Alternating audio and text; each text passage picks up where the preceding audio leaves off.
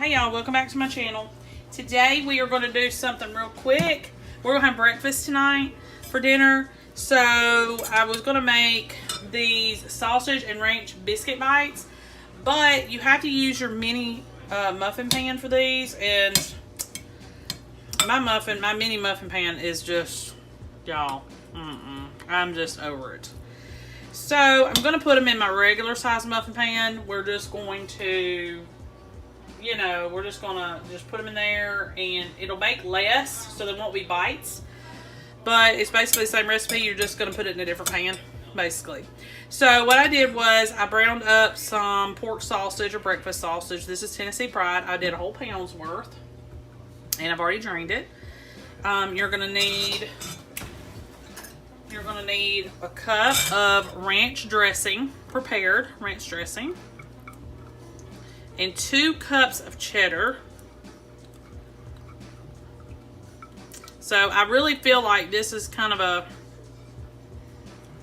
not bare bones budget meal, but, or adding to a meal, not a full meal. But you could make, it's only got like 4 ingredients, so shouldn't be too difficult for most of us to get everything. So you need 2 cups of cheddar. I only need 2 cups.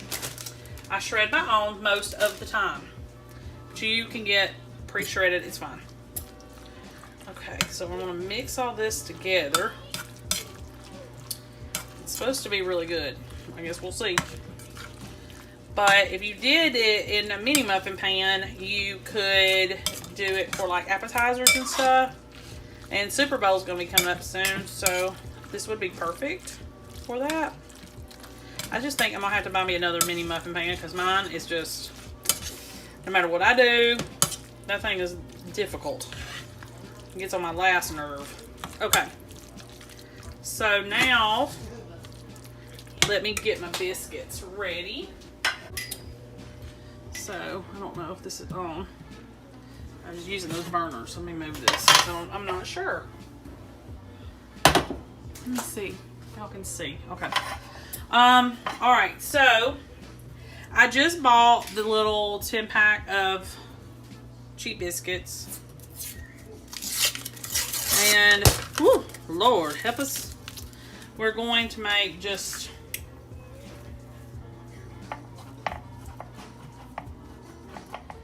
I'm hoping this is going to work, y'all. So if you do it at mini muffin pan, you're going to split these in half.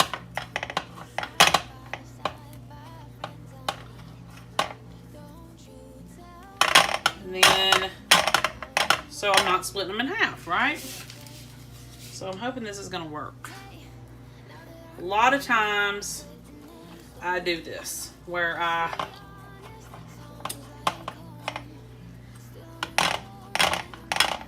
get a little wild hair and do the opposite of what it says. So we'll see. We'll see how it goes. I'm hoping this is going to work. So sorry for the noise, y'all. But I got 2 10-packs of just the real cheap biscuits.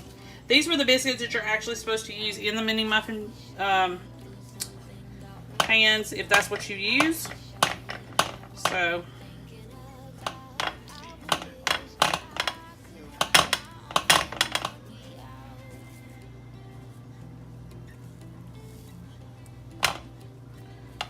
all right.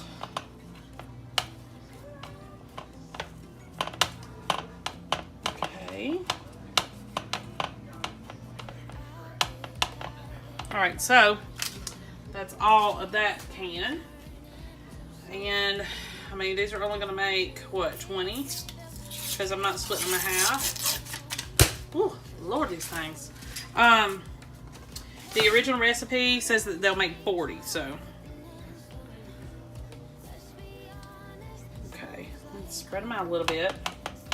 Squish them in. And I did spray this pan, and I did preheat my oven to 375. Which my oven is kind of, a little bit salty because it kind of overcooks not always the best. Alright, so I'm going to get a tablespoon because I think that'll be easier to scoop this out with.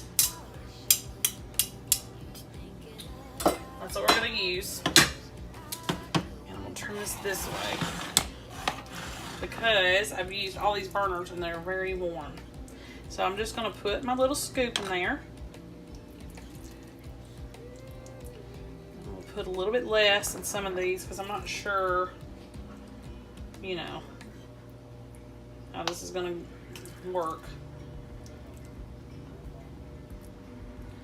So about a tablespoon in each one. And then if I have filling left over, I'm just going to get some more biscuits at the grocery store tomorrow and make some more up. But for right now, I'm going to do this for y'all. So they make little, basically little biscuit bowls. And of course you could add some things to it. That would be great, like jalapeno peppers. That would be something. You add it to the filling. Or you could change the filling and let's do bacon and cheddar. That would be good too. Alright y'all, $3.75 for 12 to 15 minutes, and then I will show you the finished product. Okay y'all, so this is them out of the oven, and I've cooled them just a little bit. Make sure that you put like a little baking sheet underneath them just to catch anything, just in case they boil over. But this is what they look like. Really easy and simple, didn't take much time at all, and it's only got 4 ingredients, which is a good thing. So today we are going to make a hamburger casserole. It's very similar to maybe a hamburger helper kind of situation. So I've already got my meat in the pan, and I'm starting to chop it up. And we're going to add some spices to it real quick.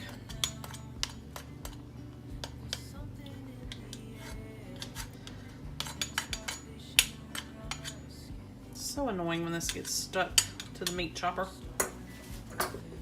Alright, we're going to put a little bit of garlic powder in here. And I'm going to add some onion powder. Alrighty.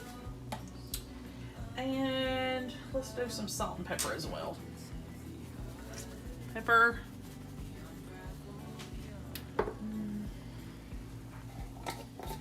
The salt. Just a couple of pinches of salt until I have a chance to taste it and make sure that it's not too salty. Alright, I'll let this cook and I'm going to drain it, and then I'll come right back and we will talk about the rest of the recipe.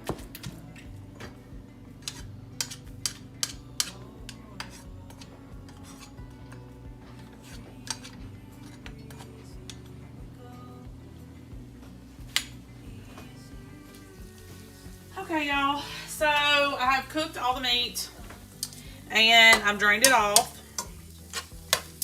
So the next step is 2 cans of tomato soup and a half a cup of water in a bowl. And you're going to pour that in.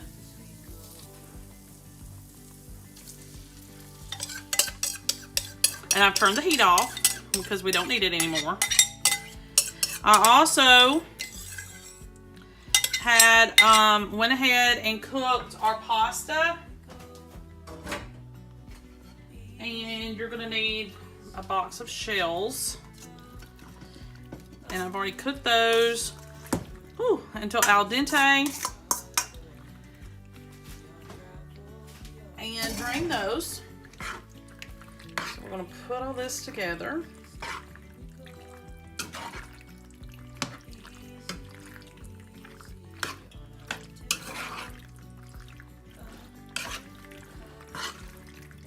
You'll mix all of this together, and then after we've mixed it, we're going to add about half of our cheese, which is about a cup's worth. I did take away some of the extra hamburger meat, so if it looked like part of it disappeared, it did. I cooked about 2 pounds worth, and I took about a pound or maybe a little more than that and set it aside for another recipe. You can do recipes like this where the bulk of them are either some sort of pasta or rice or something like that, and you could take some of your meat away. It is okay. Or you can add extra. I've done both. But if you're trying to stick to a budget and you really don't, you really need to try to save money in the meat department because the meats are the most expensive, then you can by all means do that without affecting the taste. All right. So we're going to put about a cup of cheddar in this. We're going to stir it best we can. And you're going to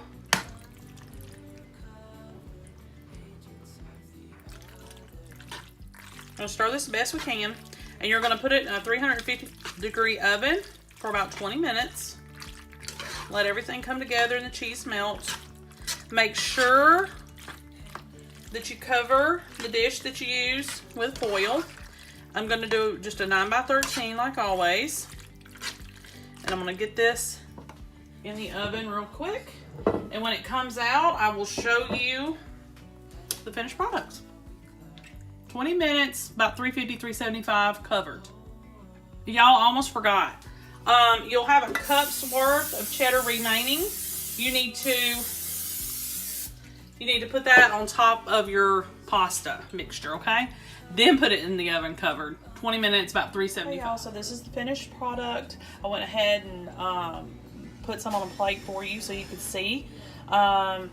It melted just fine within the 15-20 minute range, and it turned out perfect. Just don't forget to cover it in foil. Hey y'all, welcome back to my channel. Today we are going to make a Fiesta chicken casserole. You need to preheat your oven to 350 degrees and go ahead and get your 9x13 sprayed and ready, and we're going to get started. Alright, so while you're cooking your rotini pasta, you need about 2.5 cups uncooked, and you're going to boil that according to the package directions. But while that is cooking, you need to go ahead and start on the rest of the recipe. You're going to need a cup of sour cream. I'm just going to eyeball this. There we go. And you're going to need about a cup of salsa. Now that I'm going to not eyeball because I want to make sure that I do that correctly. Okay. We're going to get 1 envelope of taco seasoning. I always get the cheapest, and I usually use Walmart brand. Sometimes though I will use Old El Paso. I don't really like any of the others, but whatever's there. We need it for a recipe, we need it for a recipe, and that's the end of it. So we'll stir all this together, and we got to put some other things in this, and we'll combine it better in a second. You're going to also need some cumin. Let's see, we're going to need about a 1/2 teaspoon. Oops, it's a little bit too much. 1/2 teaspoon. We're going to need 1/2 teaspoon of garlic powder and 1/2 teaspoon of onion powder. So it's all the same measurement, so that's pretty easy, huh? So, okay. Now, I'm going to stir this together. And you're going to need a big bowl because you're going to add the pasta to this mixture. Pretty easy dump and go casserole. Alright. Where is our pasta? Let me find it. Rotini pasta. I'm going to add that to it.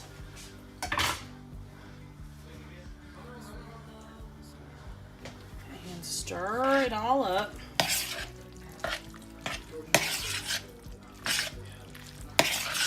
really easy. Dump and go is my best friend. So there's that, and you're going to add your corn, which I have right here, whole kernel, and you want it drained. So don't add in the water. Drain it. A can of black beans, rinsed and drained. And that is like a have to. You definitely need to do that.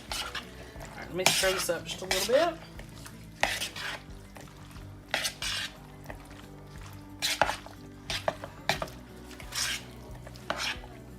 We're gonna add in our cooked chicken. It's about 2 cups worth. I just cooked some tenderloins and chopped them up really quickly. Took no time at all.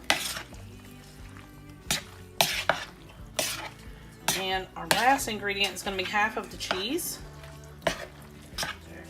So you need to add in about a cup's worth of cheddar. I'm gonna stir that up.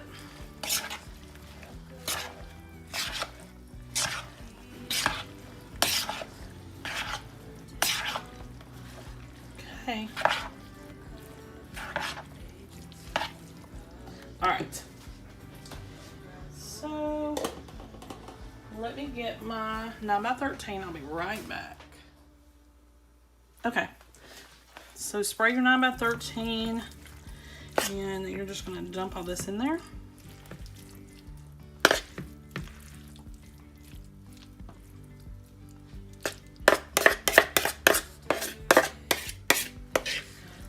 And this is going to feed a lot of people.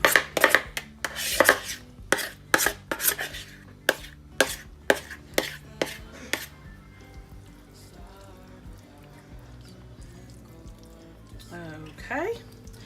And then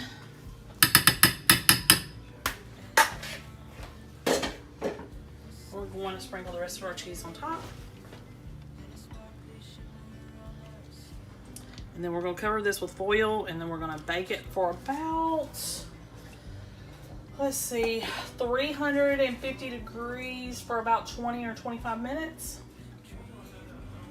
And then we're going to let it cook an additional 5 after we take off the foil.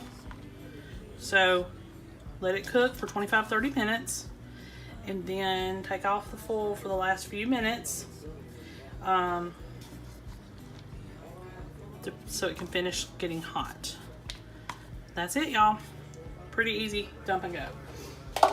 So 25-30 minutes covered, and I'll be right back with you.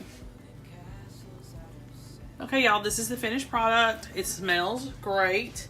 Probably gonna serve it with a little bit more sour cream on top, some green onions or chives, and a little bit of salsa for those of us that like salsa, but I also have fire sauce and sriracha, and some of us are probably going to use that. So this is going to be delish. It smells great, and it was really, really simple. I love the dump and go casseroles that are real quick. Everything in one pan, everything in one pot or dish in this case, and we're done. All right, dinner served. I'll see y'all next time. Hey y'all, welcome back to my channel. Today we are going to make string cheese manicotti, and I've already started getting my ground beef and my onion cooked. So while this is cooking, I'm going to go ahead and boil my 8-ounce box of manicotti and get that done. And you'll just boil it just like you do regular pasta, and cook this up just like you would when you're getting ready to make a sauce. And it's going to be easy to throw together thing. So I'll come back to you when I'm done with this and I've drained this. All right, I'll see y'all back here in a few. Okay, y'all, so the meat's cooked, and now it's time to get the sauce added to it. You need to add your garlic in, and if you're going to do fresh, yeah, just a little bit more. If you're going to do fresh, you need to just kind of warm it up over your burner just for a few more minutes. But I'm not going to worry about that. I just went ahead and just added the powder, the garlic powder. Or you could leave it out if you don't want that strong garlic flavor. Alright, so now I just got a cheap marinara to add. But you can use your favorite sauce. You're going to need a 24-ounce jar.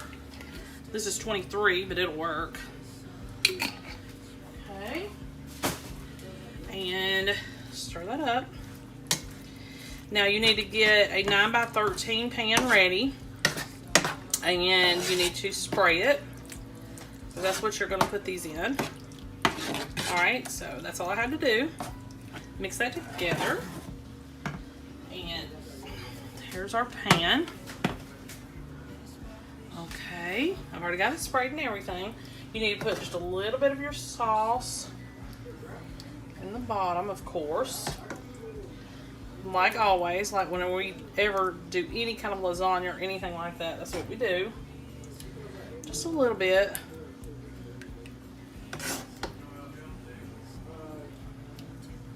Now, every recipe, usually, not always, I always try to make it my own. And that is something that you can do as well. I talk about that all the time. So if I don't follow the recipe to a T, it's okay. You are welcome to do how I do, or you can do it how the recipe states. Just know that most of the time I give you another option, whether you want it or not. So, this is a really simple recipe, and I thought that y'all would probably really like it because the simplicity of it. And it's just not even many ingredients. And it's very similar to a lasagna, but it's a lot less complicated. So we're going to put string cheese in our manicotti. I've already got the noodles cooked. And hopefully they're going to fit right here. I don't have to stagger anything that much. So some of my noodles come apart, and that's fine. We're still going to try to figure out a way to make it work. So you're going to cook your manicotti noodles. I'm going to kind of do it this way just in case I have to put some here. Al dente would be best. And then you're going to take the string cheese and put it inside them. I wish I had thought about this when my kids were little. We loved manicotti back then, but it was just such a headache to make because you have to stuff the shells.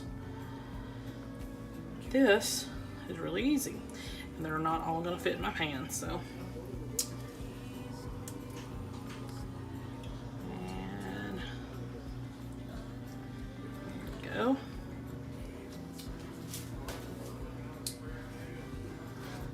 And I got generic everything to try to save money, so just got a few more to do. And put the sauce on. And then we're going to bake it in the oven, let everything heat up, and then when it comes out, we will put the cheese on top, put it back in the warm oven just for a few minutes, and we're done. This recipe takes a total time of about 40 minutes. That's including prep plus cooking. So it really does not take long. Alright, we got all of our string cheese ready. We're just going to continue to stuff these. Whew.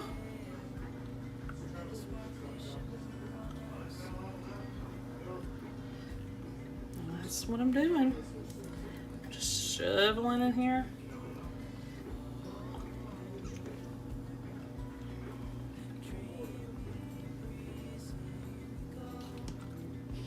All right. I wish I would have known that the manicotti that I bought was going to have 2 extra noodles in it. I would have got some more. Got some more string cheese. Alright. Alright, now all you have to do, put this over the top. You know what? I'm just going to throw these in there even though they don't have anything on them. I don't think anybody's going to notice. So we're just going to throw these little noodles in because, I mean, what am I going to do with them? There's nothing to do with them. So we're going to just shove them in there. And I think between the sauce and all the cheese, nobody's going to notice. Try to spread this out best you can.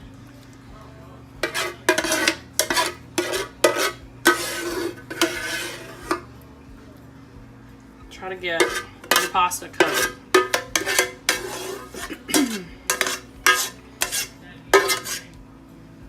Okay.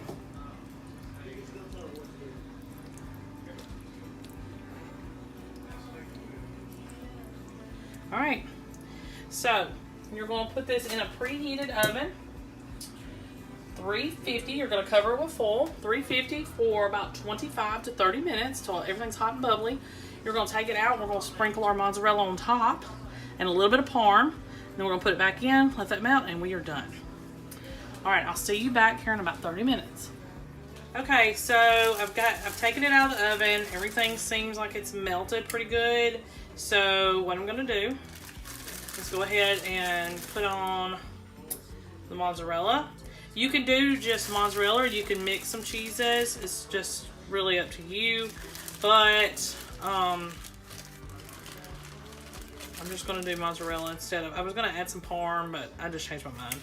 We can just do it this way. It's fine. I keep parm in the fridge just because. But you need about 1.5 to 2 cups of mozzarella. And then I'm going to stick this back in the oven and let it melt. You probably could cover it, but I'm not. I'm just going to leave it uncovered. So we're going to put it back in here and let this melt real quick, and it should be ready to eat. So I will see you back here as soon as I pull it out of the oven. Okay, y'all, finished product. It was in there 5 minutes. It is done. I'm going to let it rest just a little while. To me, in my opinion, it's ready to serve because I wanted the manicotti to be al dente when I first put it in the oven, but I got it just a little bit more done than that. So this is done. I'm going to make some garlic bread to go with it, and it's ready to serve. Oh, and we can also throw in a salad. But that's it. To my channel. Today we are going to start our series on fish sticks and anything that you can make with them. So this recipe is called fish stick po' boy sandwiches, and I'm going to be using the Gordon's fish sticks. And you're just going to go ahead and cook them according to the package directions, which is, I believe, $4.25 for about 11 to 14 minutes. And halfway through, you're going to flip them, which that's what I always do when I make them anyway. But this is going to be our first recipe in this series, and I'm going to try to get a couple more for y'all set up. That way you can find... I know a lot of people eat stuff like this on a budget, and so we need to try to find different ways to make it a little bit more creative and better tasting, so that, you know, the family will be happy and they'll eat more, which will make us happy too. Okay, so we're gonna go ahead. The oven's already preheated. I'm gonna go ahead and stick this in. Like I said, halfway through you're gonna flip this, but we have got a little bit of a sauce to make. I'm gonna go ahead and stick this in. We have a sauce that we're gonna make to go on our sandwiches. So you're going to need a bowl, and I'm going to try to eyeball this the best I can. So it's basically a tartar sauce. That's what I feel it is, but we're going to put about 1/2 cup of mayo, not salad dressing, but mayo, so no Miracle Whip. And I'm probably going to have to measure some of this because I do not want to mess this up. Horseradish sauce. You can find it usually on the condiment aisle, and you're going to need 2 tablespoons. Okay. And we're going to need a tablespoon of lemon juice.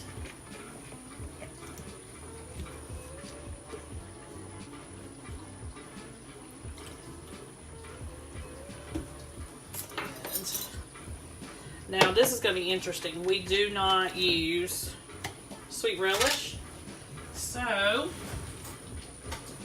we do dill.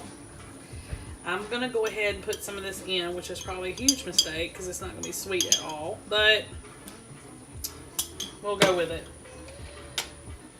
I need a 1/4 teaspoon of Creole seasoning. This is the kind that I keep on hand. So I need a 1/4 teaspoon of that. I'm going to put just a teeny bit more. And I need one more ingredient. Let me get that real quick. Alright. Needed my garlic powder and I forgot to grab it. So there we go. So while your fish sticks are cooking, you can put together this sauce just real quick. And I always look for, I go to Walmart. Hold on, let me get it so I can show you. I always go to Walmart and go to their marked down and clearance bread products from their bakery, or their bakery products. And I got this big loaf of French bread that we're going to use for this. Of course, I'm going to cut it down into smaller sandwiches for everybody. But it's like 84 cents, and I bought 2. So it's way cheaper than hoagie rolls, because some of those can be like $5, $6. And I could get at least 3 sandwiches out of that one loaf. So I'm cutting costs there. So y'all need to seriously look for that when you go to Walmart again. Look for their bakery aisle, or ask them where their clearance bakery items would be. So, alright. So we are going to wait for our fish sticks to get done, and then we'll do the rest of this recipe. It's really, really simple and easy, and it just takes literally minutes to throw together. The most time is just that we have to wait for them to actually cook, and we'll be ready to go in no time. Alright, I'll see y'all back here in a few.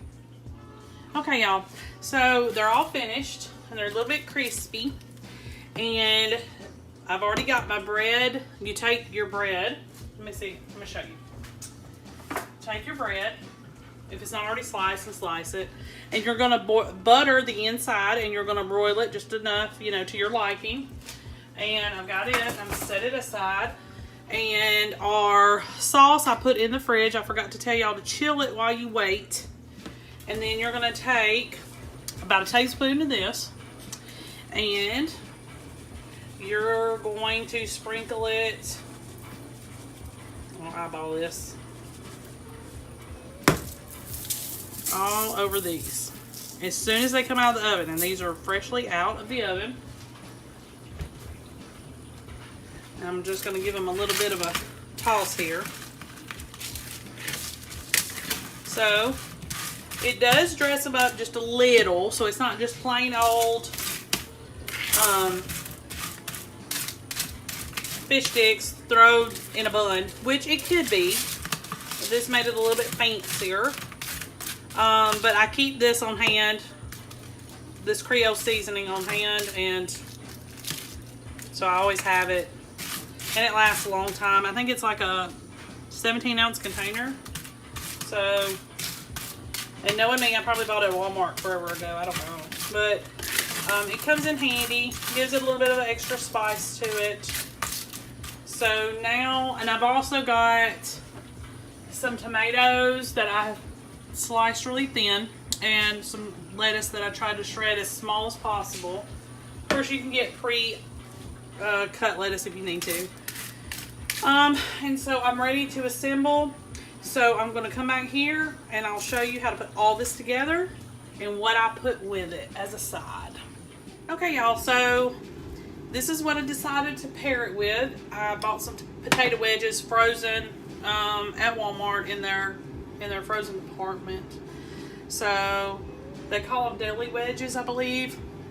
So put those in the air fryer, and that's going to be my side. I've got my hoagie roll here with my shredded lettuce and my salted tomato. And here are the fish sticks ready to go. And I got my sauce out. And I'm just going to do just a little bit of that. I'm not going to go crazy. Just need a touch. Alright. So that's all you need to dress up your fish sticks. you know, because we're all trying to eat on a budget nowadays. So this would be a little bit more dressed up, but perfect meal. So let's go to our next recipe and see what I got up my sleeve about the fish sticks and what we can do with those. We are fixing to do a video on some more Jiffy Mix corn muffin mix recipes. Jiffy corn muffin mix recipes. This one is called pulled pork cornbread casserole. And what you'll do is your Jiffy Mix, along with a few other things, will be your crust. And then we're going to put some prepared barbecue pork over that. Then some cheese, pop in the oven. So I went ahead and just got some prepared barbecue pork instead of making my own, but you can make your own. So let's just go ahead and start with our crust first. All right, so we're going to need a box of Jiffy, of course. You're going to mix all this together in a bowl. Preheat your oven to 400 because you need to bake your crust before you add the meat portion. Okay. I'm going to need a can of cream style corn.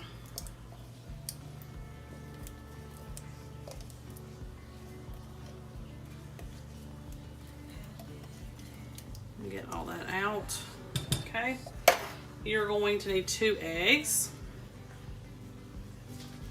half a cup of milk,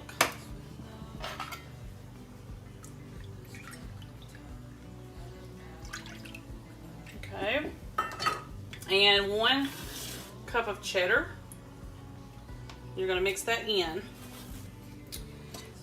going to mix all this together.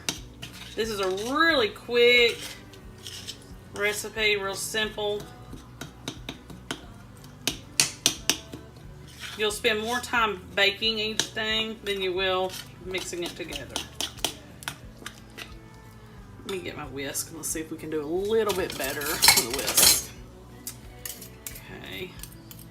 And then we'll switch back over.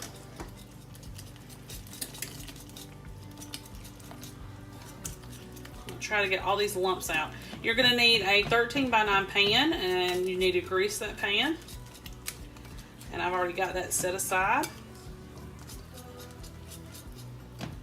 Waiting for this mixture. Okay, I think that's about as good as it's gonna get, y'all. All right. Move everything over. Make sure that you can see. Okay. So pour this in, and 400 degree oven for about 20 minutes. You're going to bake this.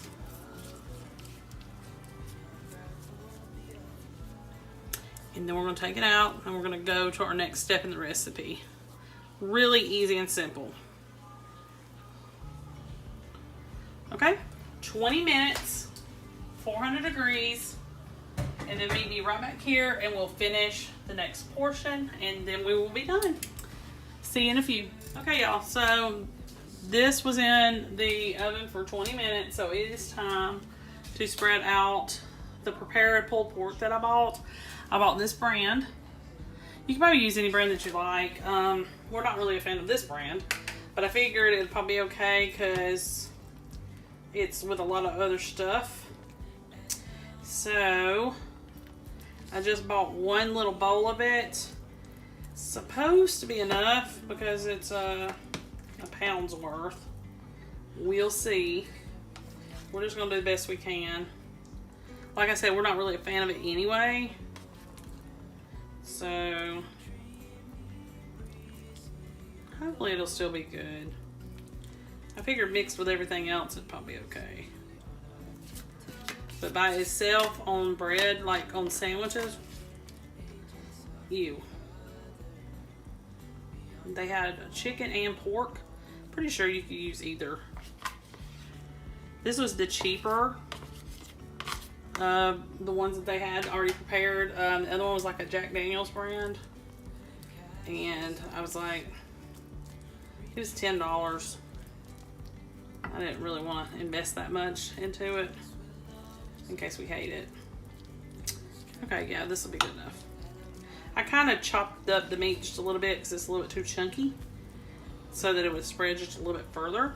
Ow, that was hot. And then the only other thing that you're going to do is just sprinkle your remaining cup of cheese over this, and then you're going to bake it for another 20 minutes. But I'm going to cover it because I don't want the cheese to burn. And then the last 5 minutes or so, I'll take it off. Okay, I'll see you back here in a few. Okay, y'all, so this is the finished product. It's all done and ready, and I'm fixing to dish it out for supper. I'm going to serve it with some french fries, but you can serve it with anything. You can do anything barbecue related, or you can do anything like ground beef related, I guess, or fried chicken related, you know, anything. Anything you could go with it, green salad, anything. But I think that's what we're going to do tonight. And I'm sure it's going to be good. Barbecue sauce and cheddar always go really good together. So that's always a good option. You do not have to use cheddar if you don't want to. But I think it's going to taste great this way. And it was really quick and easy. Today we are going to work on 2 Paula Deen recipes. So let's go ahead and get started. The first one's going to be chicken divan. I think that's how you say it. And I'm going to take her recipe and I'm going to split it in half. So we're going to do half of everything. Also, I'm going to show you a substitute for curry powder while we're doing this recipe. So let's go ahead and get started on the sauce portion or the liquid portion of the recipe. You're going to need a can of cream of mushroom soup. Let me get a spatula. I'm going to get a can of cream of mushroom.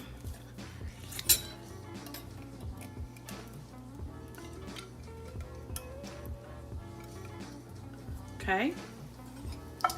And I messed my spoon up, so that was just lovely. Alright, so we're going to need a can of cream of mushroom soup. We're going to need a half a cup of mayo. I'm going to try to eyeball this so I'm not constantly messing with measuring cups here. We're going to need half a cup of sour cream. And that's just about all of this.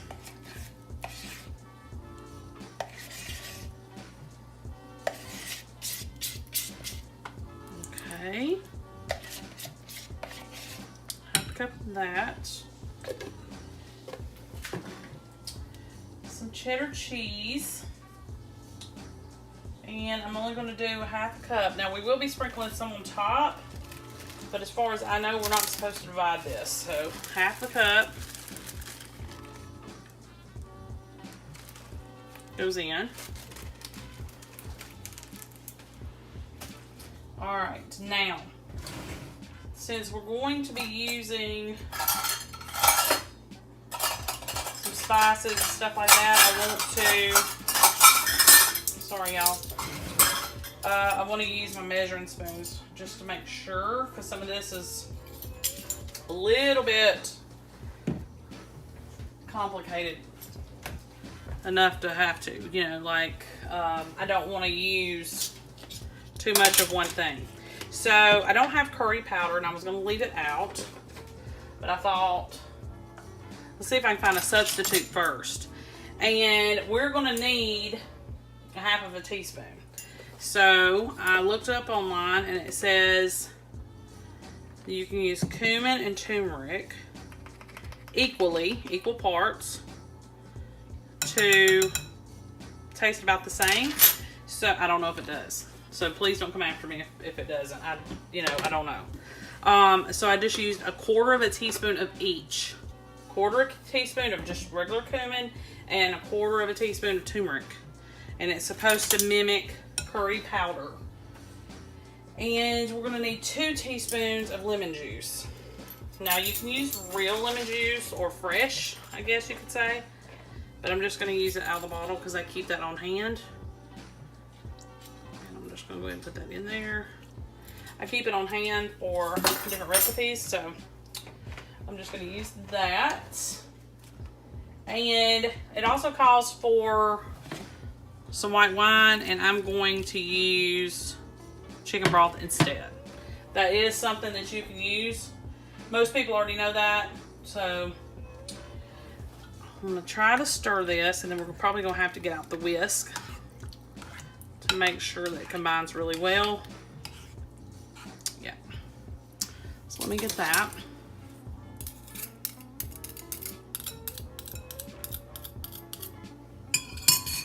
Okay.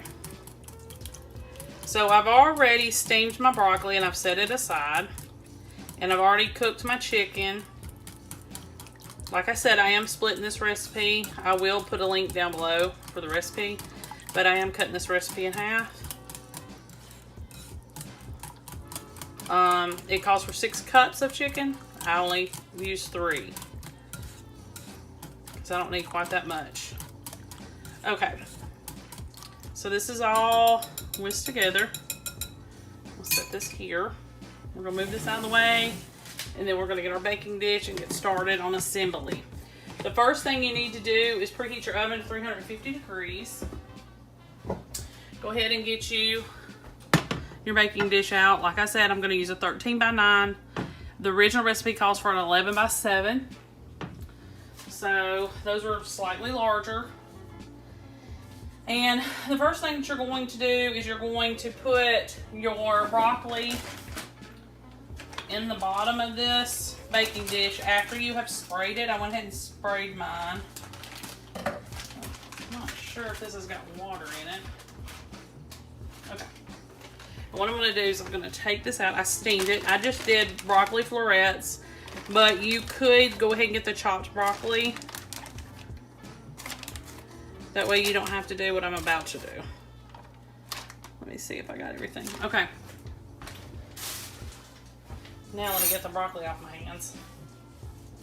Alright, so I'm just going to take a knife and I'm going to just kind of cut through this. And yes, it's a little bit, I didn't steam it like until it was falling apart. Just did it just enough. It's going to bake, so I figure,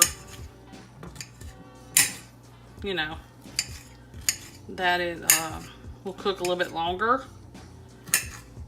You can also do this chopping on a cutting board or something like that, and then just throw it in here. You don't have to be all crazy like I am today.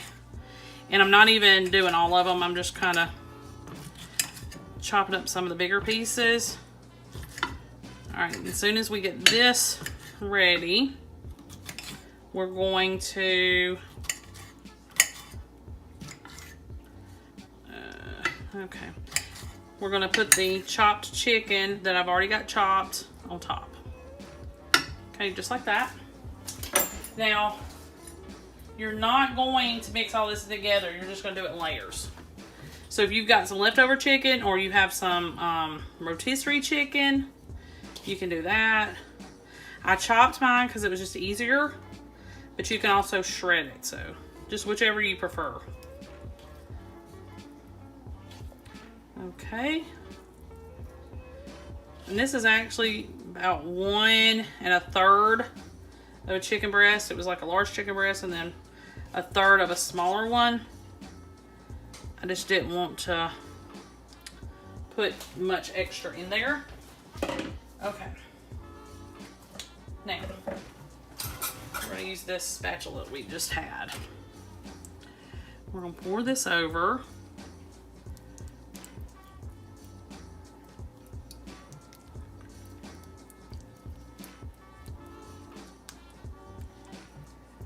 We'll spread it out.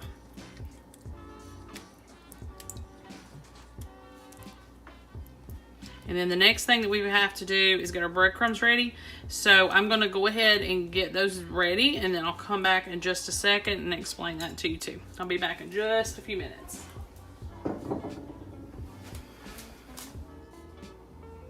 Okay, y'all. So a tablespoon of butter and 1/4 cup of Parmesan cheese, shredded, and 1/4 cup of plain breadcrumbs. And then we're just going to put this on top.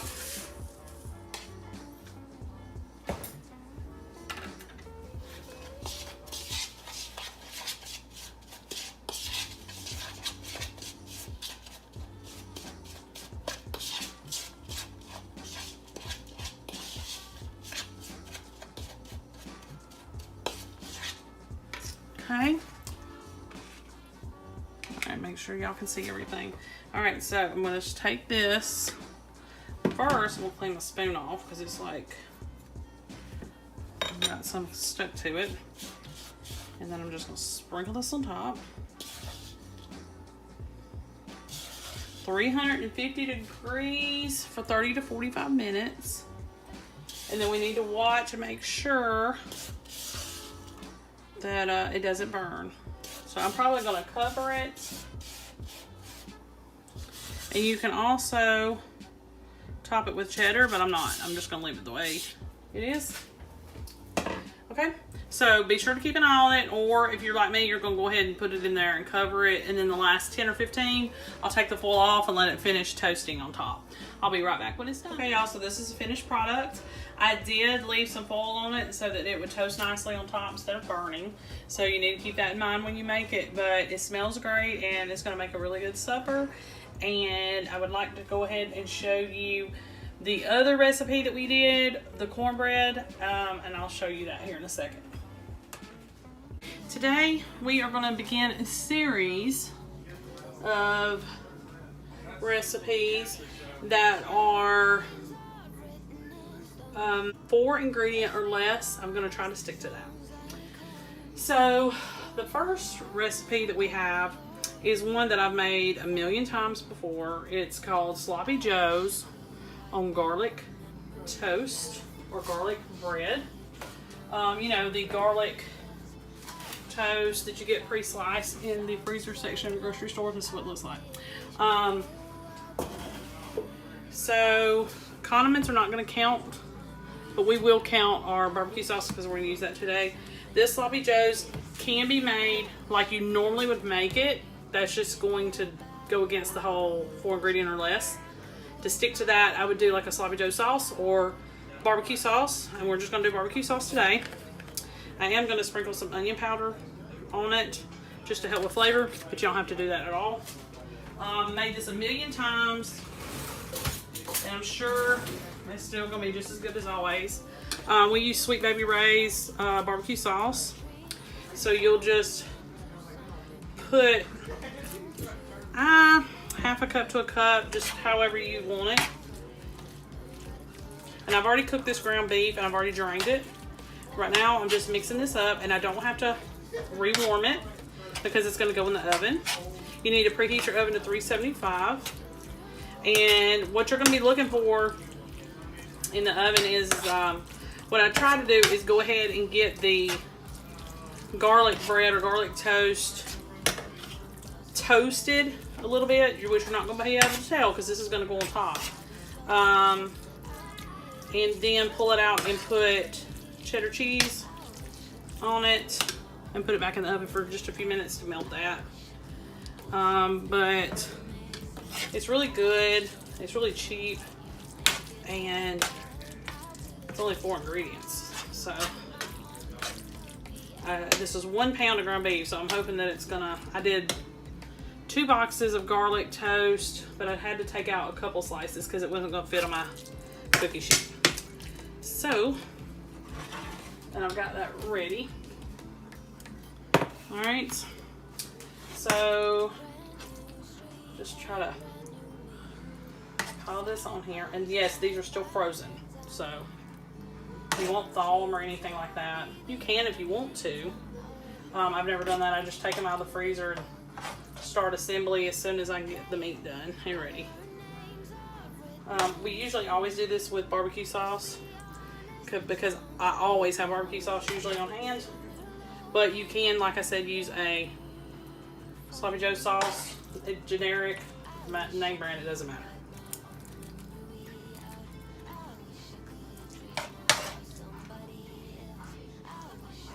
So like I said, I'm going to stick this, hopefully I've got enough. I'm going to stick this in the oven, 375, until I can get the bread pretty good and done. You don't want it frozen, of course. And then we'll put the cheese on it and put it back in there, and it's like really doesn't take long at all. Okay. I'm down to my last little bit, so we're gonna have to, some of these are gonna have to share. All right. That one, let's put this out.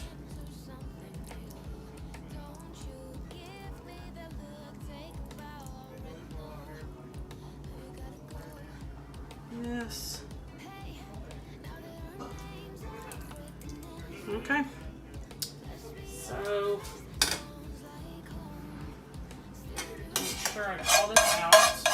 So, you're going to put this in the oven, 375, until you can tell that these are not frozen anymore. So, what, 10 or 15 minutes? Kind of keep an eye on them, and then we're going to take it out, and then I'll show you what to do next. Okay, y'all. So, we are ready for our cheddar. Now, I went ahead and cut the oven off because these are toasted on the bottom, and that's fine. That's what they need to be, you know, how they need to be. So we're going to just stick this in here. We're just going to let the heat of the oven just melt this cheese. And then we're done. We're ready to go. We're going to serve this with just some fried potatoes, nothing.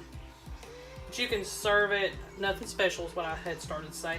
You can serve it with fries or mac and cheese or well, anything. It's just like your regular sloppy joes, only a little bit more fancy. And you can always change up the cheeses. I've never made it with the cheesy garlic toast. I always just get the garlic toast, the regular, and you wouldn't make a mess like I'm doing right now. But you'd be surprised. A lot of people don't realize that the barbecue sauce and the cheddar taste really good together. I'm also going to leave you a, we'll try to, if I can find it, leave you a, let me think, recipe link down below. But I kind of just do it my way. But I'll do that way you can have at least some kind of guide if you want to do this even more from scratch and not so convenient. You know, it's kind of a convenient meal.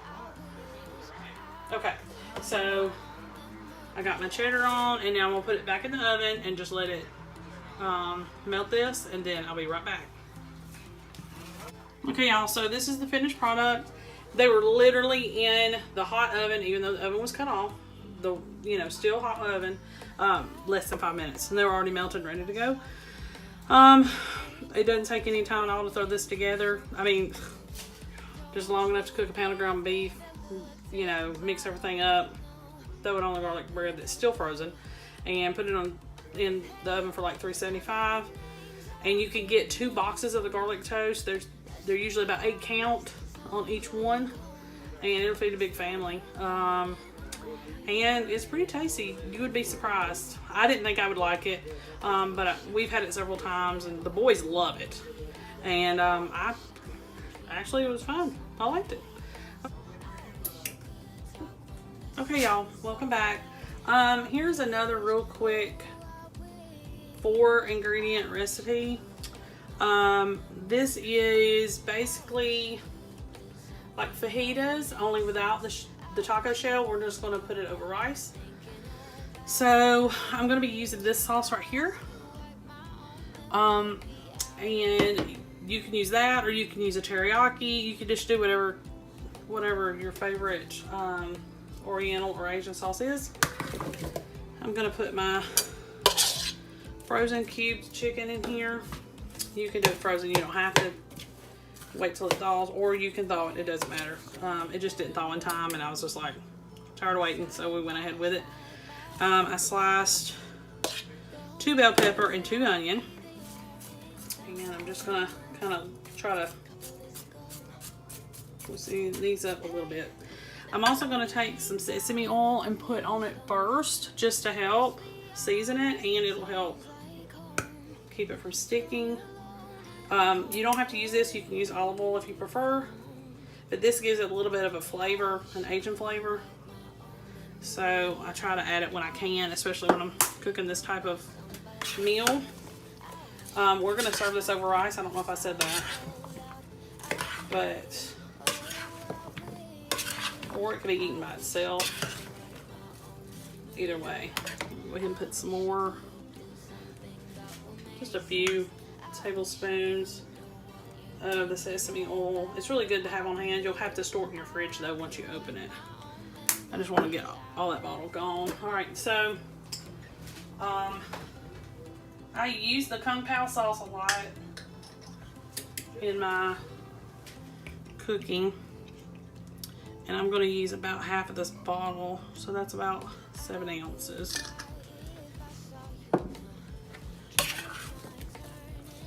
And that's it. My oven is already preheated to 400, and I'm going to put this in the oven and cook this until it's done. I'm going to put it in my 9x13 pan. You could do it on a sheet pan, I guess, if you wanted to. But it doesn't really matter, whichever. You can do extra seasoning on this as well, but I didn't. I just figured the onions will season it enough, and it should be fine. So we move these. I'm gonna go ahead and get it in the pan. Make sure y'all can see.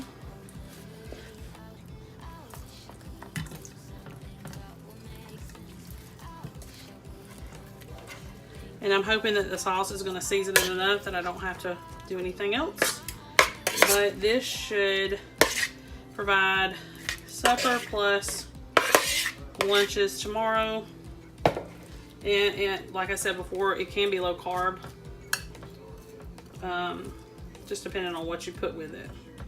Okay, I'm going to put this in the oven, 400 degrees, until my chicken is done. And that should give it plenty enough time for the vegetables to be done as well. Okay, I'll see you back here in a few. Hey y'all, welcome back. This is the chicken and peppers and onions straight out of the oven. I did give it a quick stir. As you can see, it's got a lot of juice or water that was probably coming out of the peppers and the onions. I will probably pour a good bit of that off, or save just a little bit, just enough for the rice, because we're going to serve this on rice. But it smells great, and it didn't take but like 20 minutes to cook. I give it an extra 10 just because it was frozen. It smells great though, y'all. It seems like it's seasoned really well. I may need to add a little bit of salt and pepper, but other than that, we're good to go. I'm ready to serve dinner for everybody. Let's move on to our next 4-ingredient meal. Hey y'all, welcome back. This is going to be another 4-ingredient video. This is cheesy tortellini casserole. I've already cooked my ground beef with my onion and got that ready. You can leave the onion out. You don't have to put that in there. What we're going to do real quick is mix everything up in this pan, and then we're going to transfer it to the baking dish. You need to preheat your oven to 375. And I'm just using some just cheap canned sauce. You can use whatever you would like, your favorite or cheap sauce like I've got here. Okay, so I'm gonna try to make this real quick. Not gonna reheat it or anything. We're gonna stick it in the oven. That'll be good enough. Okay, there's that. We're gonna add 1/3 cup of parm. We're going to add 1/2 cup of mozzarella. Mix all that in.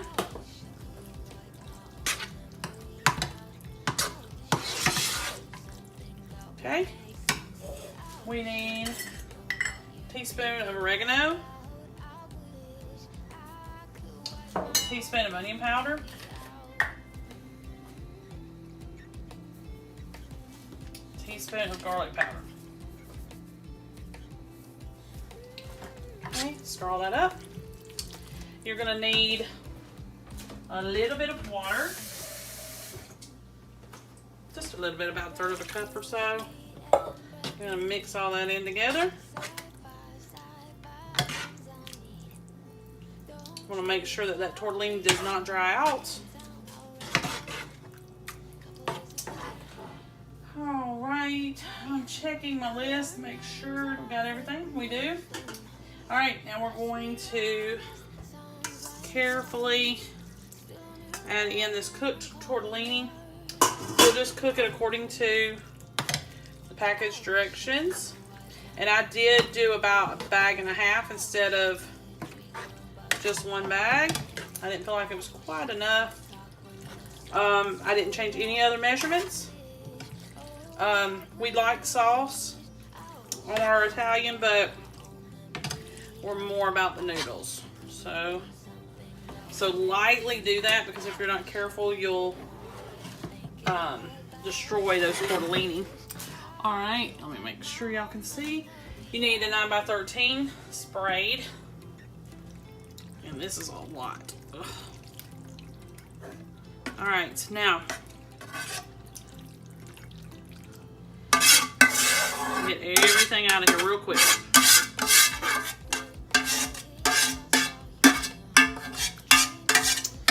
Okay. Now you're gonna bake this 375 for about 20 minutes. So you're just gonna heat it up. But before we put it in there, you're gonna sprinkle with about a half a cup of mozzarella, and of course I'm probably gonna do a little bit more. And if I were you, I would use foil, because it's just gonna burn if you don't. So covered. 25 minutes, then another 20 without the foil. We'll see if I do it that long. I'm not real sure that I will. But you need to cover it with foil, and I would also recommend you spray your foil before you put it on there, just to help with sticking. So 375, 45 minutes total. Halfway through, remove the foil. I'll see you back here when it's done. Okay, y'all, this is the finished product. Before you put it in the oven, you might want to salt it just a little bit, because it's a little bit bland. It could be the sauce that I used, but it would be a little bit better if it did have a little bit of salt added to it. But you can of course add that to each individual serving. It's fine. It did fine, and I'm ready to go ahead and serve it with some garlic bread. Today we're going to finish out our 4-ingredient meals. This one's pretty easy, pretty quick. You need to preheat your oven to 375, and basically what you're going to do is just warm everything up really good and get it good and hot. I've already cooked my rice. This is for a ham, broccoli, rice casserole. Really easy. So I took a cup of uncooked rice and just added water to it and cooked it. You can use any type of rice. Minute rice, brown rice. You could probably even do quinoa if you prefer. I just use regular white hard-boiled rice is what we always use. That's our favorite. So I just cooked a cup of that, and this is what it turned into. I think it's 1 cup equals 3 cups cooked, I think. Then you're going to need some cubed up ham or chopped ham. Whatever. You could probably use lunch meat, but I've never done that, but you probably could. This is going to be leftover ham. You could buy some ham or a ham steak and use that. And it equals out about 2 cups worth of ham. And then I just steamed a bag of broccoli. 1 12-ounce bag for us is good enough. We're not really a huge fan of broccoli. You could use green beans instead of. So I would drain it if it was canned. And you can use that instead, or you can also double this. So instead of 1 bag of broccoli or 1 can of green beans or whatever, you can use 2 if you want more veggies in there. And then the last ingredient for my 4-ingredient part in this is a can of cream and chicken soup.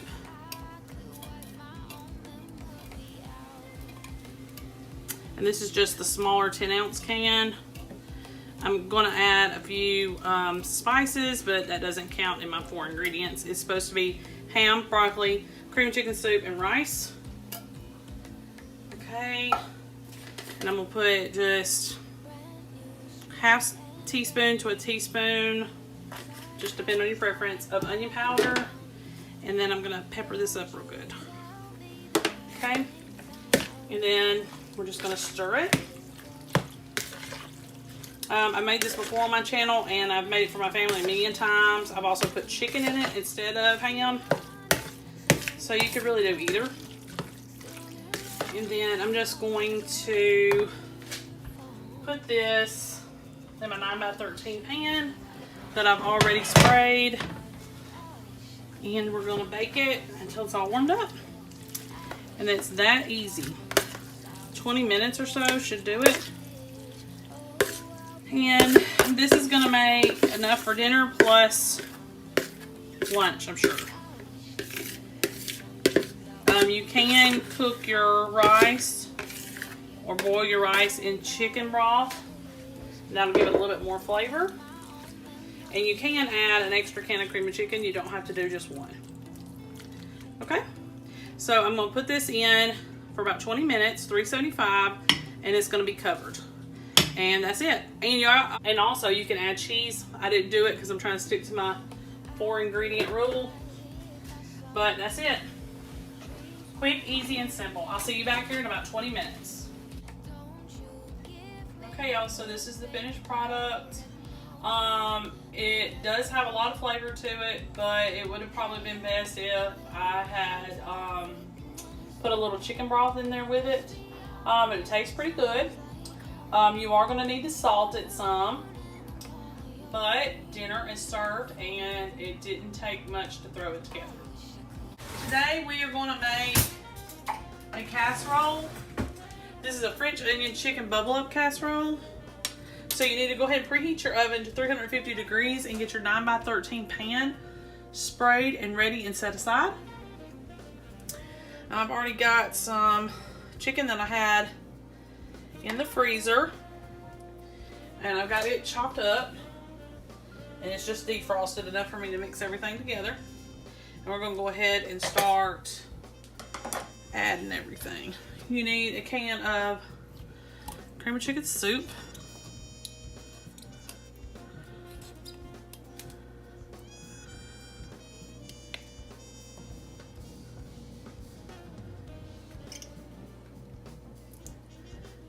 Okay.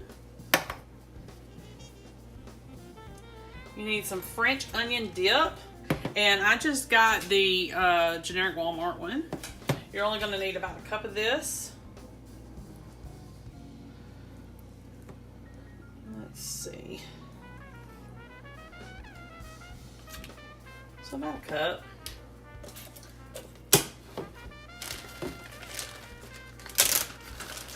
And let's a cup of cheddar.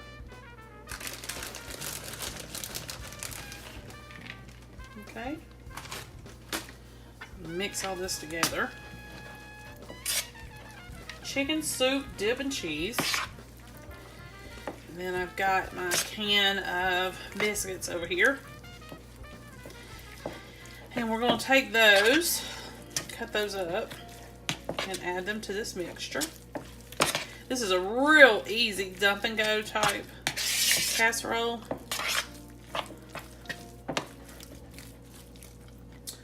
So, and I just got an 8 count of Grand's biscuits.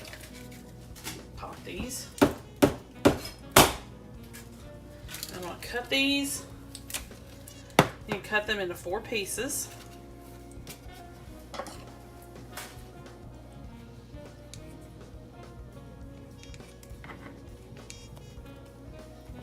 And you're going to mix all this together.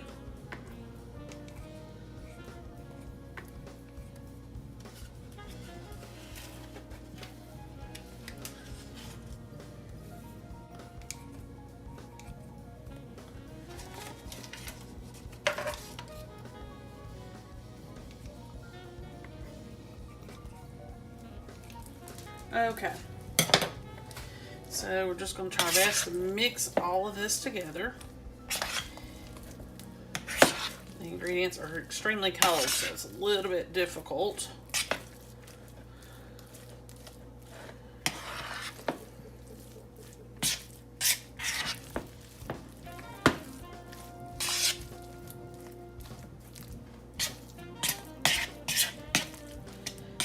Alrighty.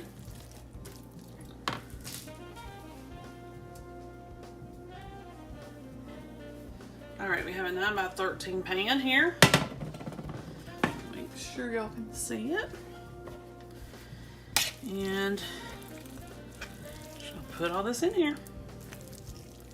It's literally that simple. Let me get all this out. All the goodness out.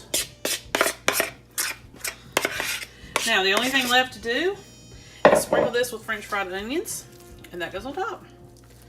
So let me try to spread this out best I can. So y'all seen me make these type of casseroles before.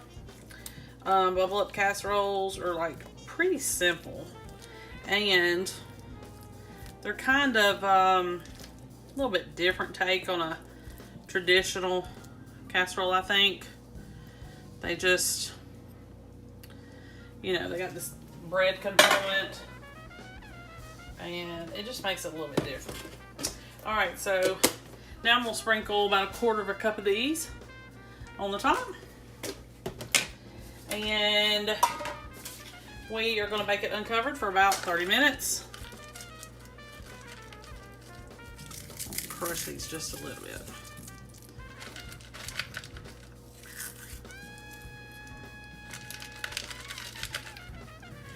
Alright. And all you need is about 1/4 cup or so. But I'm trying to crush them just a little bit, just so I have the whole casserole covered. Okay. And you're gonna bake this 350 degrees for 25 to 30 minutes until it's bubbly and the biscuits are golden brown. All right, I'll see you back here in a few. Okay, y'all, so this is the finished product. Turned out great. I did lay a little bit of foil over it at the end so it could continue to cook, because I was a little bit worried with the biscuits still being raw, you know, when in between and not done enough. So what I typically do in a case like that, I just cover it lightly with foil. I just lay it over the top, just like this. And then the last 10 minutes or so, I let it continue to cook, and then that way it doesn't burn on top. But that's a little trick that you can use. You're just tinting it with the foil. But easy, quick, throw together, dump and go casserole, and perfect for the spring. See y'all next time. Hey y'all, welcome back to my channel. Today we are going to make a sausage hash brown breakfast casserole. I've already browned 2 pounds worth of ground sausage. I used the mild and the hot, one mild, one hot. And in the same pan, you're gonna brown your hash browns. I just got the square cut. No need to clean the pan or get a clean pan. Just use the same pan. I'm probably gonna have to put a touch of oil in this, just a touch, because there wasn't any residual oil left or grease. So we're going to cook this for about 8 minutes, and then we're going to move on to the next step. And I will see you back here when I get there. Okay, y'all. So while that's cooking, we're going to go ahead and get our eggs ready. And you will have to preheat your oven to 350. I forgot to tell you that. And I've already sprayed my 9 by 13 dish with cooking spray, and I've got it setting aside, waiting on our hash browns to get done. So you need to whisk 8 eggs. You're going to also need 2 cups of milk.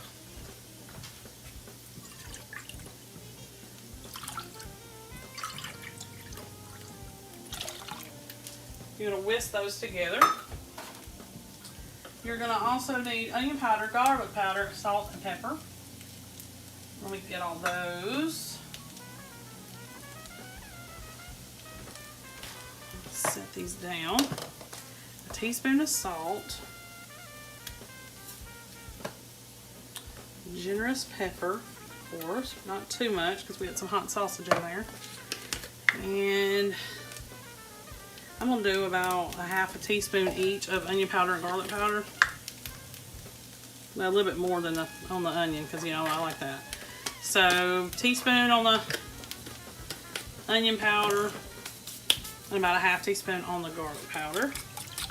Got to give it a little flavor. Alright. We're just going to mix this all up. Really, really simple.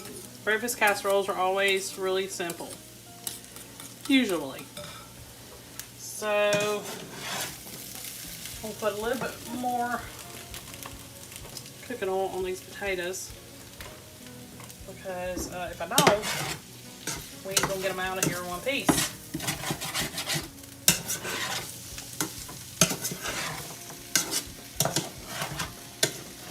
Okay. Alright, so I think that's it. Now there's nothing else we can do until we get our hash browns done. So I'll come back to you in just a few minutes. Okay, so I got the hash browns done. I went ahead and put those in the pan.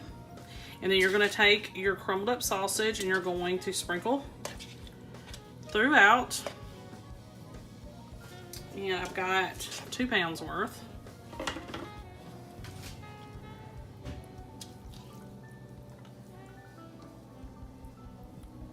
Which it don't even look like it needs 2 pounds worth, to be honest, but I'll put a little bit more and I think I'm gonna leave the rest out.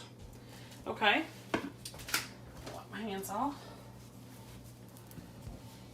Then over top of this, we're going to put our cheese and our green chilies. Now the green chilies you don't have to use if you don't want to. I wanted to do that, so got these on here. I'm just gonna, I kind of wish I would have stirred them in with the meat and then put them in here, but I'm trying to follow the recipe. Be a good girl. So.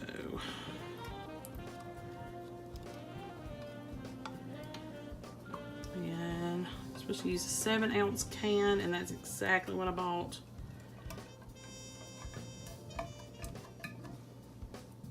Okie doke. Alright. And 2 cups of cheddar.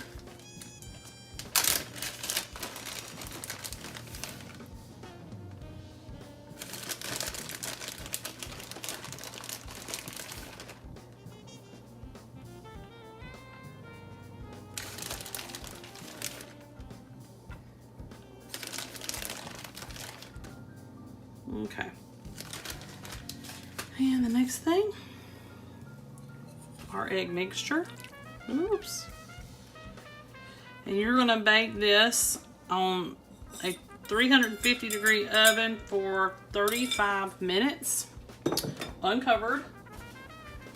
But once you have leftovers, you can cover it then, of course. But it's supposed to go in your oven uncovered for 35 minutes. All right, I'll see you back here when it's done. Hey y'all, this is the finished product, fresh out of the oven. I did try to leave it in a little longer because of the whites of the eggs were not cooked all the way. So that's something that you need to watch out for. But it smells fantastic and I'm pretty sure everybody's gonna enjoy it. Whenever you're making your potatoes and you're tossing them around on the skillet, you need to make sure that for the most part you've gotten them pretty toasty and cooked, not completely, because they're going to finish doing that in the oven, but that way they get a really good head start.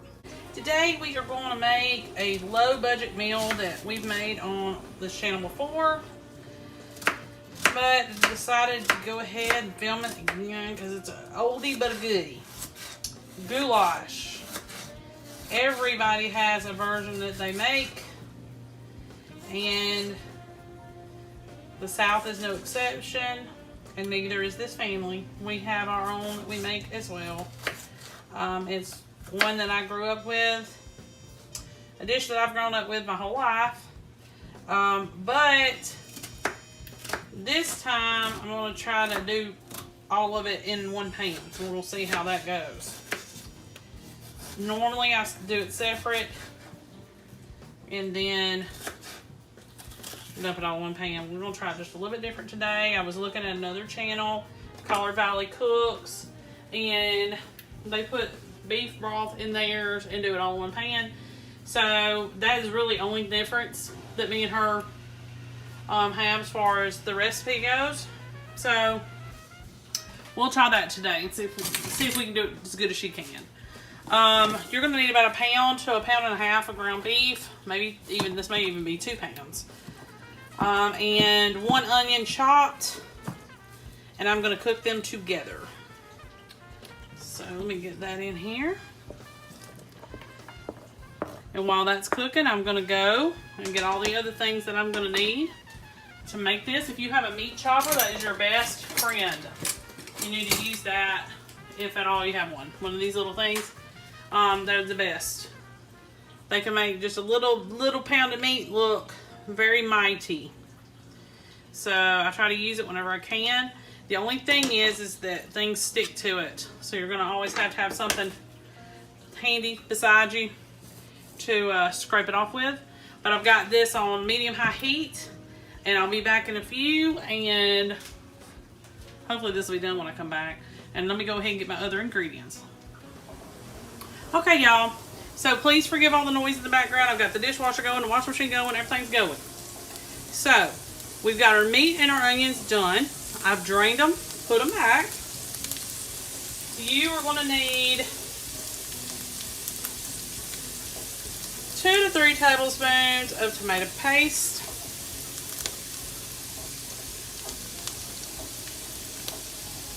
Woo.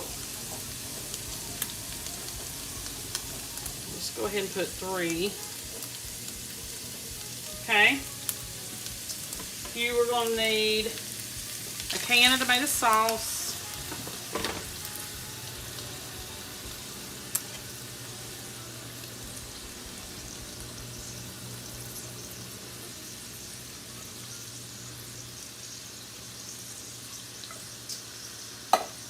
A can of diced tomatoes, but in this case I've got whole ones that I'm going to have to tear apart because I don't have any diced ones. But that's fine. I really like the texture of a whole tomato that's been tore apart in the goulash. To me, it's better than the texture that, I'm a texture person, that the texture that the diced tomatoes kind of leave. It's a little bit different, and I don't really like it. I go with it if the recipe calls for it, but if I can get out of it, I'm okay with it. So a whole can of sauce, 3 tablespoons of tomato paste, and yes, this is messy. A whole can of diced tomatoes, but you can use whole and you'll just have to tear them. Or you could run them through, you know, whatever. You can do whatever. You need a little bit of a bite though to the tomato, not everything saucy. Alright, let me wash my hands real quick. Okay, so in my goulash, I do not put Italian seasoning. If I want spaghetti, I'll make spaghetti. This is not spaghetti to me. It's not. It's got all the makings for it. It's not the same. I want it to be different. So I do not put Italian seasoning in mine. I will put, I'm making a mess. I'll put a little bit of kosher salt, which I will adjust later in case, if I've got to add more. Pepper, of course. And I'm going to put in some bay leaves, but I want to wait until I put in the macaroni and the broth. Okay. So, got an onion trying to get out. About 1.5 cups of beef broth. Now this is Tammy and Chris's recipe from Collar Valley Cooks. I've just kind of messed with it a little. Y'all know what? That's what I do. So Chris said he puts 1.5 cups of macaroni. That's what we're gonna do today. I'm gonna kind of heap it just a little. Okay? Now I normally don't like to add pasta unless that water's already starting to boil. Kind of gives me a jump start. And it is hot. Yeah, it is hot. But it's just not boiling. Okay, my secret ingredient is bay leaves. I'm gonna put 2 in here. I like the taste that it leaves. And you can buy them pretty cheaply anywhere, but they are such a good condiment, whatever you want to call it, to have in your spice cabinet. The best. I love it. It just does wonders for any dish. I don't know, it just makes it taste like Grandma made it. So, we'll put that in there. We're going to heat this until it boils, and then we're going to turn it down to simmer. You're going to simmer it about probably close to 20 minutes. But you just need to keep stirring it. Not crazy stir, but just keep up with it. Because this liquid can cook out of here fast. So I'm going to go ahead and put a lid on it. And I'll be back with y'all in a minute. Okay, y'all. So it's starting to boil. I had it on medium-high heat. So I'm going to give it just a couple more minutes at this, just literally 2 more minutes, and then I'm going to cut it down, let it simmer the rest of the way, and I should have dinner in no time. I'm going to make some Jiffy Mix corn muffins to go with this, so it's like a little bit of sweet cornbread to go with this. I typically don't do anything. My husband will have like loaf bread or something like that, just plain loaf bread, and that's good enough for him, but I decided to, you know, mix that up real quick. I'm going to show y'all that here in a few, as soon as I adjust the camera, and show you everything at the end. 15-20 minutes or so, and stirring occasionally. Alright, I'll see you back here in a little while. Okay, y'all, so we're going to make us some Jiffy corn muffin mix. It's this box for those of you who don't know what it is. Really easy and simple. You just need an egg and some milk, but if you're like having hard times, powdered milk would work, and I've even tried water. It's not the same, but it'll do. So let me get my 1/3 cup measure. I try to go by the instructions on this one to make sure that I don't mess it up. Okay, if I can get the milk open. There we go. 1/3 cup of milk. And I'll let it run over just a little bit. Just a little. Alright.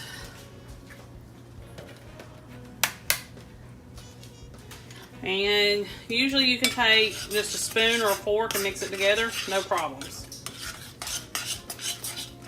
I've got my oven preheated to 400 degrees in this summer heat.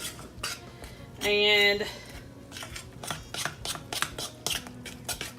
I'm going to pop this in just as soon as it's preheated.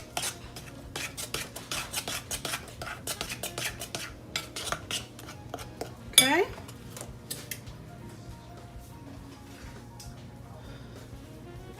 All right. Now I'm going to use my muffin tin that's for a whole dozen. But we're only doing 1 box of Jiffy, so I'm not sure that it'll, I doubt very seriously it's going to make 12. I mean, it may, I don't know. I doubt it.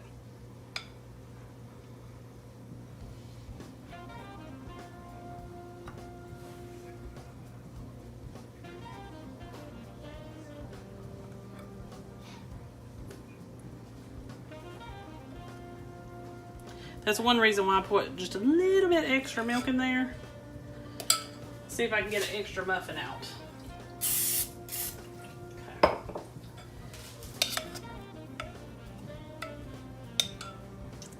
Uh-oh. I have to make another one.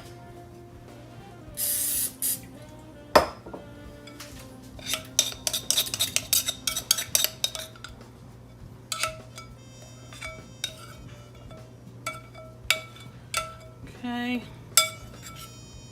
And of course you can double or triple this. Just follow the instructions on the box and buy you some extra packages.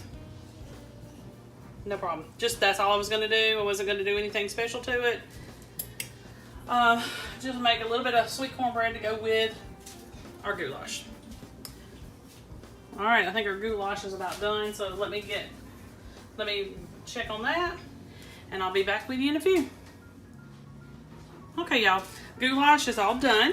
I tasted it to make sure that my macaroni was how I would like it, and it is. It's al dente, but it's perfect. So I thank Tammy and Chris for that recipe, because looks like I improved just by using some beef broth. Actually, I improved my own recipe, which is very similar to theirs. I didn't even have exact measurements for mine, because my mom just did, you know, a little bit of this, a little bit of that. Right now, I'm taking out my bay leaves, if I can find the other one. It's always like that. I can never find the last one. But I'm gonna add a little bit more salt to this, and maybe a tad of pepper. And then when my cornbread comes out of the oven, I will get back with y'all and show you finished product on a plate. Okay, y'all, so this is the finished product with the corn muffin. Real easy and simple. It's an old-fashioned type meal, and perfect for a very low budget, and for you to work it into your weekly rotation, especially now during the summertime. We could all use a break on grocery prices. Make sure you like and subscribe. I'll see you next time. Hey y'all, welcome back. Today we're going to make a homemade chicken pot pie. It's something that I've done for years and years. I've made my own crust. I've made biscuit crust. I've bought refrigerator crust, pie crust, anything to make these. It's incredibly simple.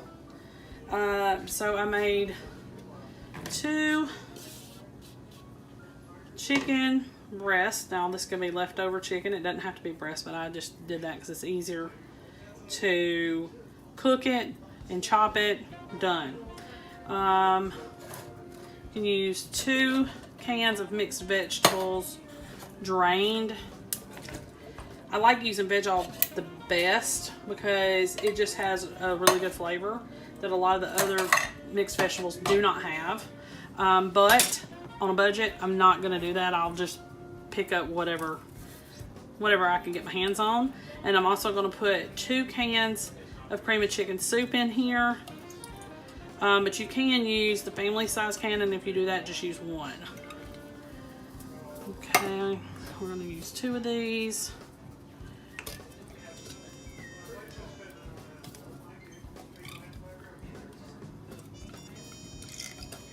Okay, there's that. Check this other can, make sure I got everything. Yeah. All right, and go ahead and preheat your oven to 400 degrees.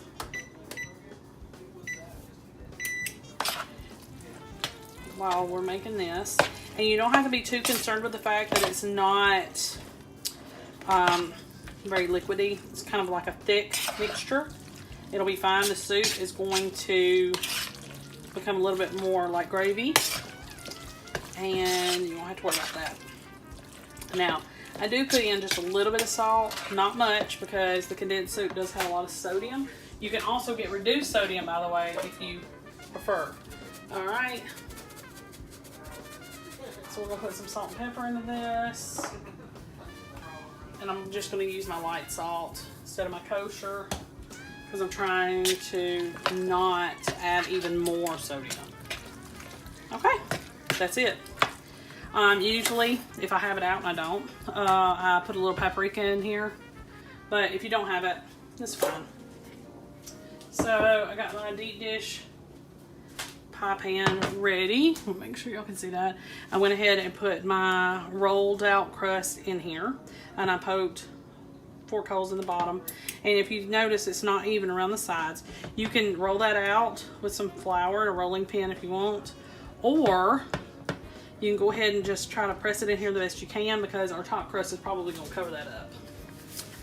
So I'm going to go ahead and add all this. Any vegetables that you add to this, you need to cook previous to doing all this. So if you want to add onion and not put onion powder, then you need to saute those in a little bit of oil or butter before you add it. Because this is just to heat everything up and to cook the crust. That's it. Everything else is, you know, cooked already. And this is a deep dish pie pan. So if you don't have one of those and you have one of the more shallow pie pans, you would just use 1 cream of chicken and 1 mixed vegetable. All right, let me get my other crust here. All right. And I didn't roll out any of this. I just left it this way. And then I'm just going to pinch it back. And it may shrink. It may not be the prettiest, but it'll work.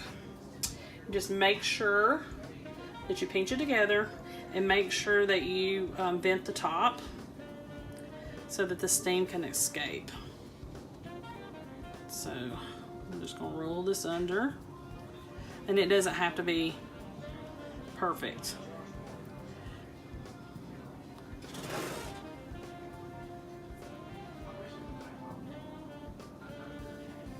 Okay. So now I'm going to take a knife, make sure y'all can still see. Yeah. And it doesn't matter really what design you put in it. Just that. And I don't even brush it with anything. What I'm going to do is I'm going to get a cookie sheet out, or a baking sheet. Put this on it so if it bubbles over, it won't make a mess.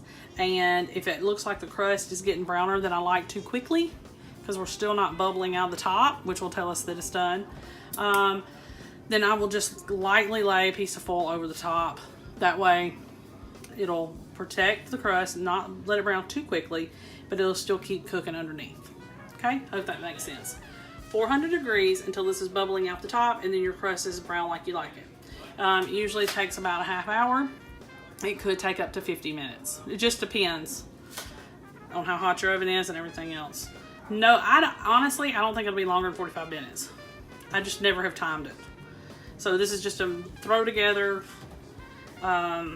chicken pot pie I made for the kids many different times, many different ways. Like I said, I like the home style vegetables that Veg All makes. That's like my favorite. And it's got like the soup style vegetables in it. They're a little bit different than just regular mixed vegetables, but any mixed vegetables will work. Just make sure you drain them. Okay? All right, I'll see you back here when it's done. Okay, y'all, so this is the pie. It's all done. And I am now going to make some what I call honey butter carrots. I don't know if it's a thing anywhere. I've just always done it for my kids because they like cooked carrots, which I loathe. But open a can of carrots, dump it in a pan, put some butter in it, a couple tablespoons, and then when it's done, I put a little bit of honey in it, and that's how I got my kids to eat carrots when they were, you know, little, and now they still do it because they like it. So I'm going to make some of that with it, but this is the finished product. Pie turned out great. It started bubbling over, so I know it's done. And now I'm going to plate that up and get some carrots going and plate that up and show y'all the end product here in a few minutes. Okay, y'all. So this is the finished product. Bring it up where y'all can see. Pie turned out great. And honey butter carrots. 2 tablespoons of butter, some carrots in the juice, and depending on your taste, if you want really sweet or not, about 1/4 cup of honey. Real honey, not any other kind of syrup or anything like that. Honey. But that's it. Real quick meal on a budget, cheap, easy. Throw it together. We are done. This cooked for 45 minutes. I've never timed it before, so I was kind of looking to, you know. But like I said, tin it with foil, to keep the crust from browning too quickly, and just keep an eye on it when it starts to bubble out the top or bubble off the sides. It's done.